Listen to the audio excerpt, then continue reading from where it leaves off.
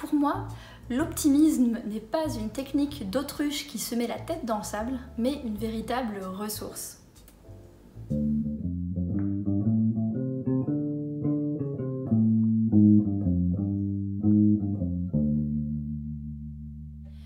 Bonjour et bienvenue, merci infiniment d'être là aujourd'hui. Je m'appelle Florie et je suis écrivaine de science-fiction et de polar, parfois en même temps. Et aujourd'hui, j'ai envie de vous parler d'optimisme et de pourquoi je considère que c'est une ressource qui peut nous aider à avancer. Et tout ça, autour d'un thé.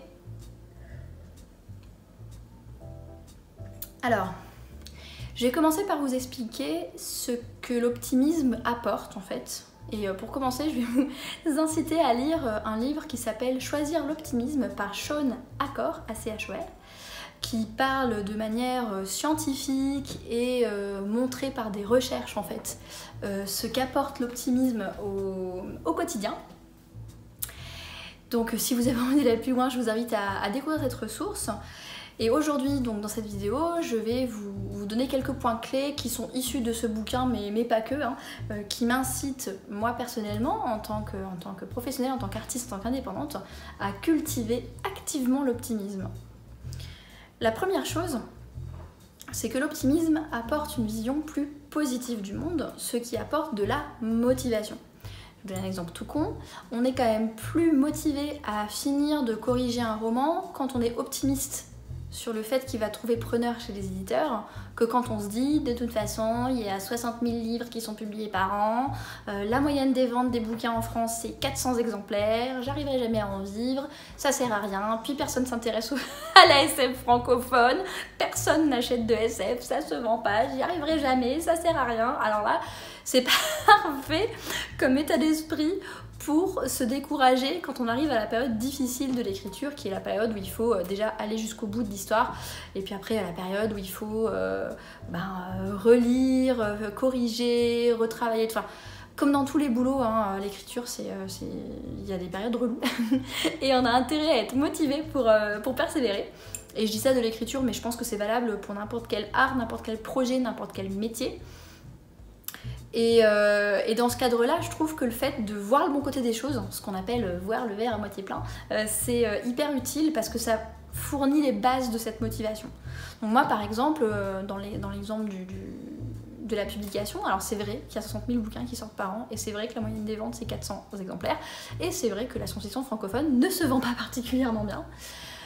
Mais ce qui est vrai aussi, c'est que la plupart de mes amis auteurs et autrices avec qui je suis sur donc un forum d'auteurs depuis quelques années sont publiés ou se sont retrouvés à être publiés au fil des années. C'est vrai aussi que le métier d'écrivain, c'est pas seulement le nombre de ventes et le montant des avaloirs, mais c'est aussi les salons, les rencontres avec les lecteurs, les différentes opportunités qui s'amassent au fil des publications, par exemple les conférences, les DIAS, enfin voilà, il y a plein d'aspects au métier d'auteur, et je peux choisir de voir les aspects positifs et je peux choisir de voir les aspects de la réalité qui sont encourageants, parce qu'il faut savoir que l'optimisme, c'est pas l'autruche qui se met la tête dans le sable, c'est pas l'utopie irréaliste. L'optimisme, c'est simplement choisir parmi les faits de la réalité ceux qui sont encourageants. Donc l'optimisme, c'est pas se mentir à soi-même en fait, c'est simplement voilà, choisir un aspect de la réalité dans lequel on est capable de croire, parce que si on n'y croit pas, ça marche pas, et qui va nous encourager et qui va nous motiver. Voilà, donc choisir l'optimisme, c'est avoir un moteur supplémentaire de persévérance et de motivation. Ensuite, pour moi, l'optimisme, ça permet d'avoir une plus grande ouverture d'esprit, parce que ça permet d'ouvrir le champ des possibles, ça permet de cultiver le sens du possible. Donc ça, on en avait déjà parlé dans une vidéo précédente de cultiver le sens du possible, et on avait discuté du fait que pour cultiver le sens du possible, il faut avoir une certaine ouverture d'esprit. C'est-à-dire que pour être capable de se dire « Ah non, mais c'est pas si impossible que ce que je crois pour moi », pour redonner l'exemple de l'écriture, moi quand je suis sortie du lycée, je me suis pas lancée dans des études d'édition, de journalisme, de littérature ou que sais-je, parce que j'étais partie du principe que une carrière d'écrivain, c'était pas possible. C'était pas dans mon champ des possibles en fait. C'était pour moi quelque chose qui n'était pas envisageable. Et du coup, eh bien, j'ai même pas cherché de solution du tout en fait. C'est-à-dire que c'est pas... Voilà, je suis partie dans un master de japonais, après je suis partie en communication, et j'ai fait aucun effort finalement pour essayer de lancer une carrière d'écrivain jusqu'à ces dernières années. Parce que je n'avais pas cultivé le sens du possible. Et en fait, cultiver le sens du possible, ça veut dire faire venir à la conscience l'idée que non, c'est pas impossible d'avoir un métier d'écrivain, qu'il y a plein de solutions possibles en fait. Je sais que c'est Esther de la chaîne YouTube qui s'appelle Esther, qui aime bien donner l'exemple des gens qui disent voler c'est impossible, un être humain ne peut pas voler. Alors c'est sûr que si votre idée de voler c'est se jeter du haut d'une falaise et puis que miraculeusement il y a des ailes qui nous poussent et qu'on se mette à voler, bah non c'est pas possible. Sauf que si justement on a suffisamment d'ouverture d'esprit pour réfléchir un petit peu au-delà de l'évidence, bah, on se rend compte que non seulement c'est possible de voler mais on le fait déjà. En avion par exemple, en parapente, en montgolfière, en deltaplane. Voilà, c'est possible de voler, juste pas de la manière dont on imagine, c'est-à-dire un humain qui vole tout seul sans rien dans l'air, mais le fait est qu'on a réussi à voler, donc c'est possible. Et en fait, le sens du possible, c'est ça, c'est arriver à aller au-delà du truc de base qu'on s'imagine. Donc par exemple la carrière d'écrivain, on s'imagine quoi? On s'imagine J.K. Rowling qui a eu vachement de bol avec Harry Potter et qui du coup est millionnaire. Alors évidemment si notre seule définition de la carrière d'écrivain c'est de faire comme J.K. Rowling, c'est quand même un sacré coup de poker et c'est pas garanti du tout.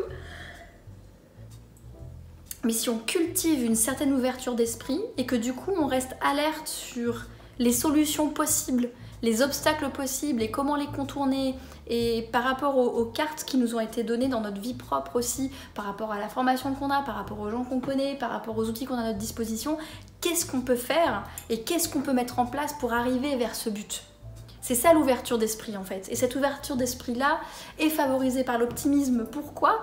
Parce que l'optimisme nous invite à réfléchir à des solutions optimistes.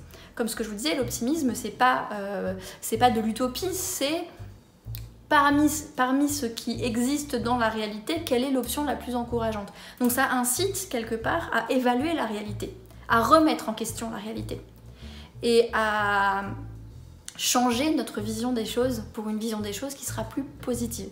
Et ça permet de cultiver un état d'esprit plus ouvert.